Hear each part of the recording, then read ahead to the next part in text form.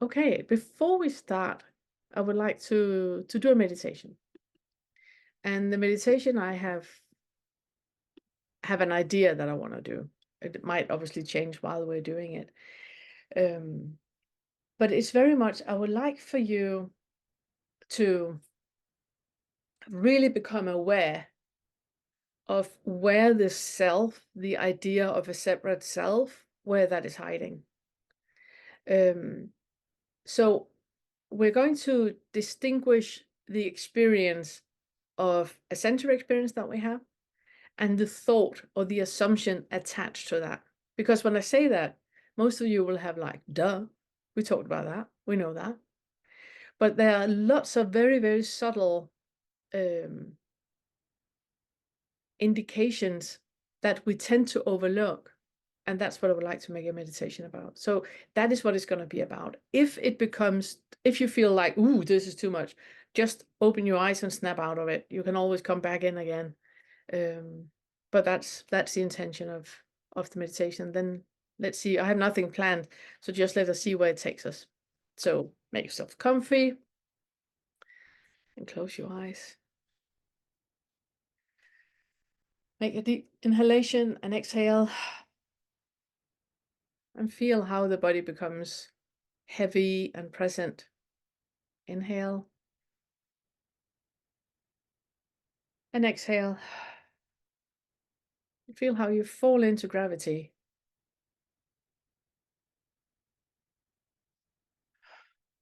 For every exhalation you do, feel how the body becomes heavy and present. And when you just notice your hands, if they're lying on your thighs, you can feel, without lifting your hands, you can just notice how heavy the hands are.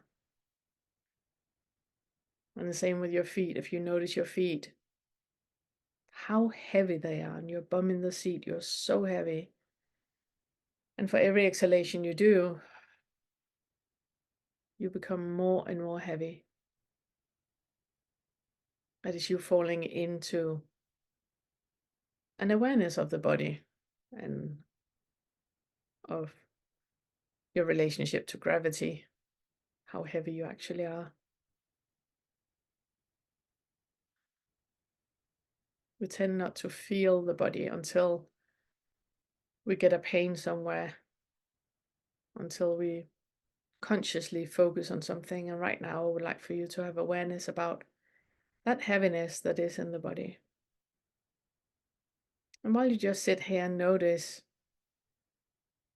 just have an overview of what kind of sensory experiences you're having right now. You might feel it buzzing in your feet or your hands because we just mentioned them. You might feel your bum in your seat, or if you have pain somewhere, you might become very aware of that area where the pain is. So it's not going into it. It's just noticing the sensory experiences. And this is when we talk about sensory experiences, this is when we talk about the sense of feeling. And while you just sit here and notice, I would like you also to notice that if I ask you to bring awareness to your feet, you get an inner image of your feet. And you get a kind of like little joyous sensation in the chest area going like, yay, I just noticed my feet. But if you really zoom into that, slow down, really zoom into that experience. Did you actually notice your feet? Or did you notice an image of your feet? And a little happy jump about, oh, I noticed my feet. So that was the thinker thinking of an image of how you view your feet. and the thinker jumping of joy of, oh, I noticed my feet. Was that actually a sensation of your feet? Or was that the thinker imagining a picture of the feet? So what I want you to is really slow further down and zoom further in. And now we're going to do the same with your hands. Notice your hands. Do you see how quickly that happens? That you see an inner picture of your hands. And there's a little push-pull joy happening about you seeing a picture of your hands. That has absolutely nothing to do with your hands.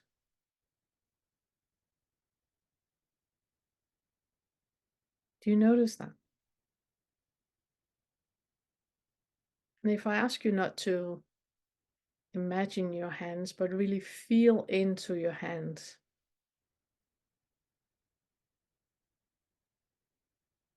do you notice that you can't? Because your hands are nowhere. There's just sensations floating in space where you assume your hands to be.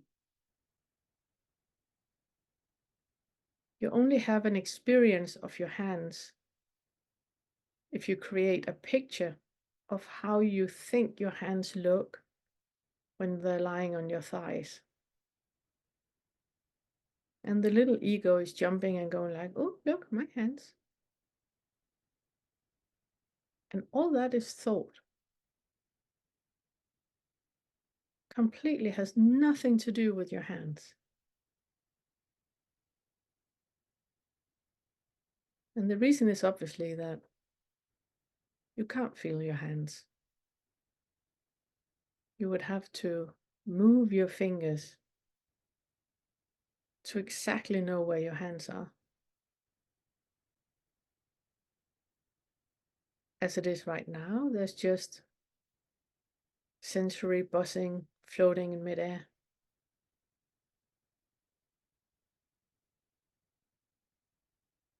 And the crazy thing is, it's like that with all of your senses. So if I ask you to focus on what you can hear, you can obviously hear my voice. Do you create a little avatar of me in your mind that is speaking? When I say my voice, you see how you create a little avatar of me?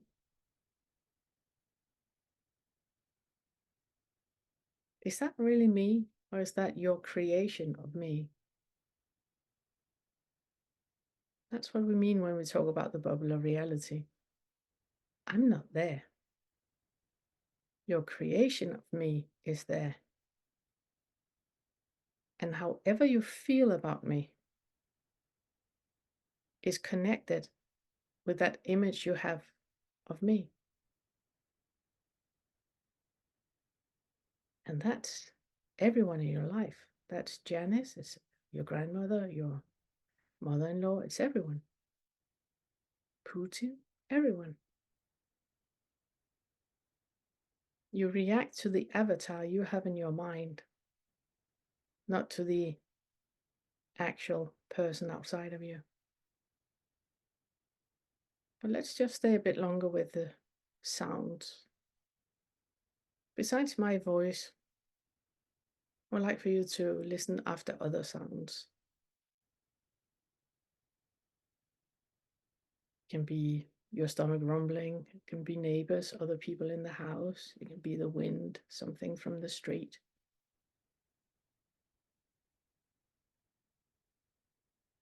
No matter what it is, do you see that the same thing is happening?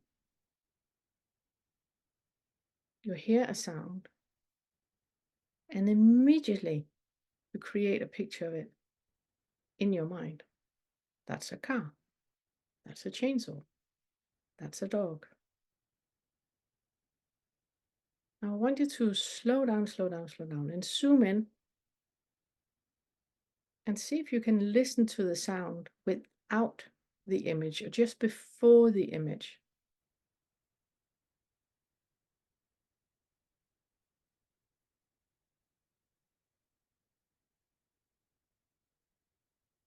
It's really, really difficult, but you can practice this whenever you're out and about.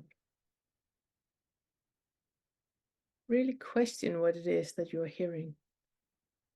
Am I actually hearing that, or is it what I think I hear? And how long time does it take for you to hear sound and until you recognize the sound? And as soon as you recognize the sound, you create a little picture, a little image to go with it, a little thumbnail. That's a dog, and now we see a dog.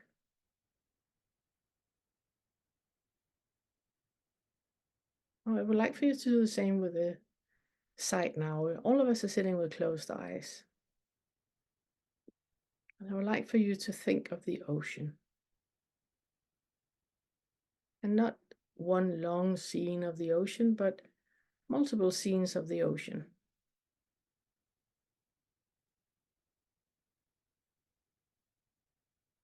Now we can quickly agree on that none of you are seeing the real ocean.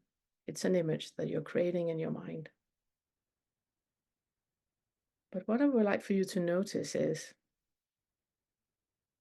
of all those images you have just seen of the ocean, a lot of them was not your memories. A lot of them was clips from movies, scenes from movies, pictures from friends, images you have created yourself from a book you have read.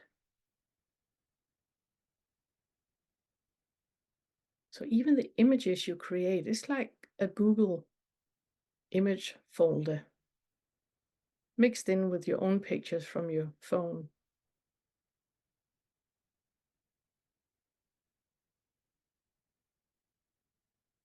And that's why we can't really trust our memories. Because whenever a picture is created in our mind, it's using all images in that area that you have been exposed to your entire life. And that's why we experience to have false memories sometimes. I remember when I was running down a hill with pigtails in the 1800s. I was a little prairie, little house on the prairie wasn't my memory. And all of us have that.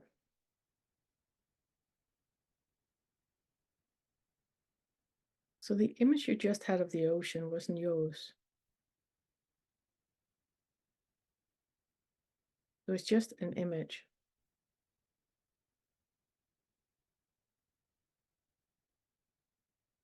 Now I would like for you to experience with the same thing. An image of the ocean from a movie and an image of the ocean that is your experience. So a memory you have.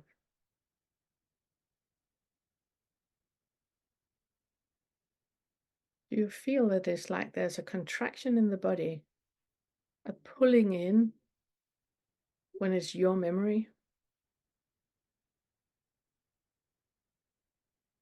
Like that's the real thing. That's not the movie, that's the real thing.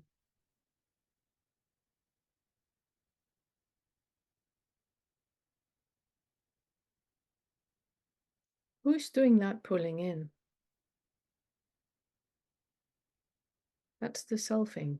That's when we create something that is directly self-referential. This is me, my memory. I was at the ocean.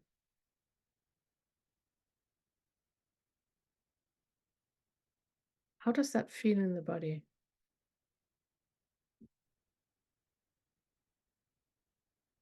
You have the feeling somewhere in the head area the chest area or the belly area, so the torso. Most of us, when we look into the separate self, that's the area we notice it in. The face, the head, and the torso. And it's because it's where we see, hear, taste, touch, smell, and feel. So because the nervous system is created like that, that is where we identify as an I. But is it really?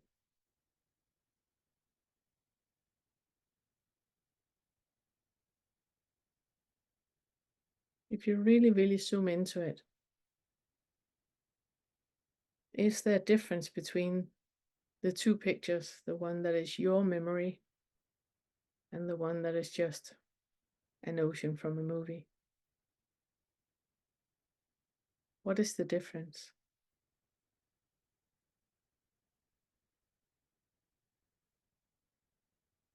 And if you have a thought, but I was there,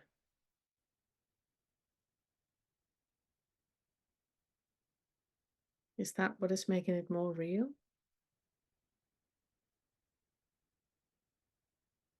And obviously, my question would be, were you?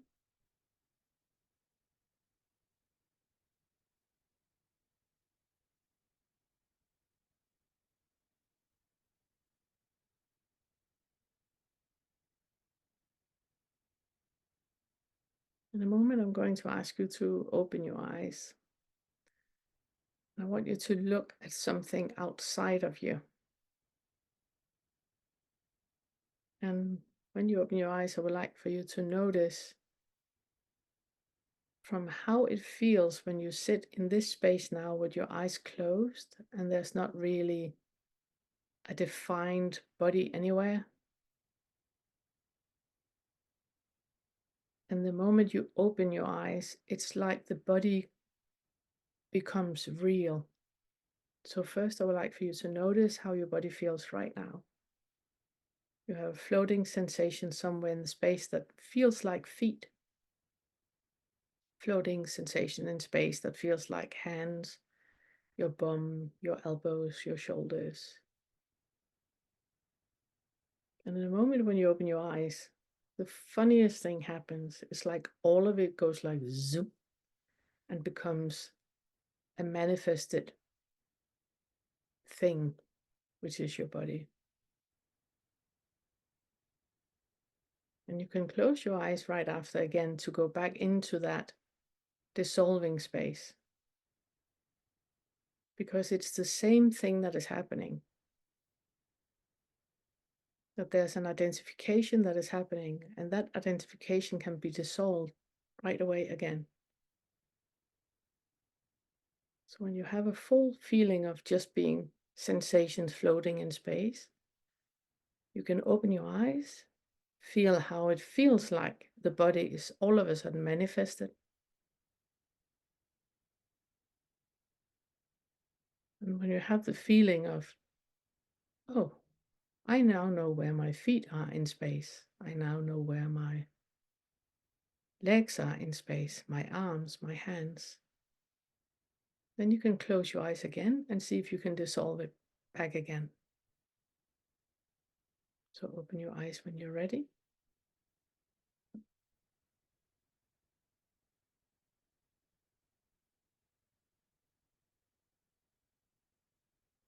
And close your eyes again and see if you can go back into the dissolving.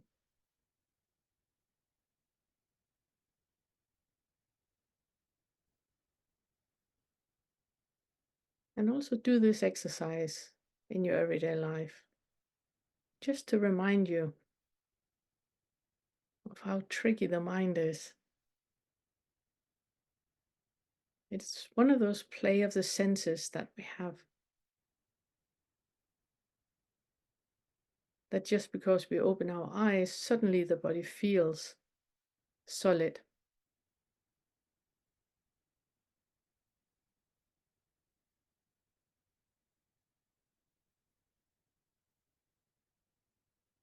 Okay, I want you to get ready to come back to the solids, the solid manifestation of the body. Make a deep breath in. Move your body and open your eyes.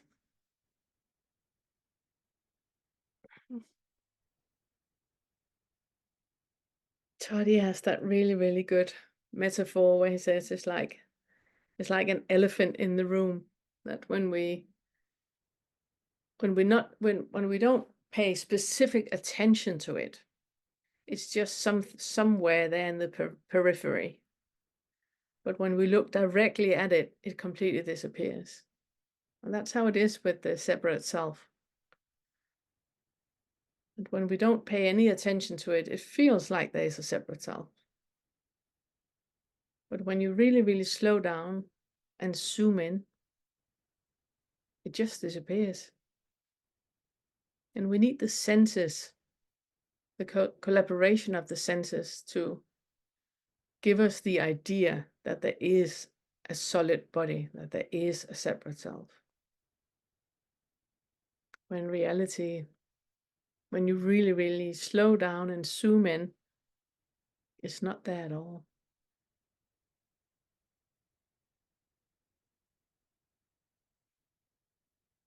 So do this exercise in your everyday life until next time, where you really zoom into what do you actually experience and what is the picture of what you think you experience. Yeah, thank you.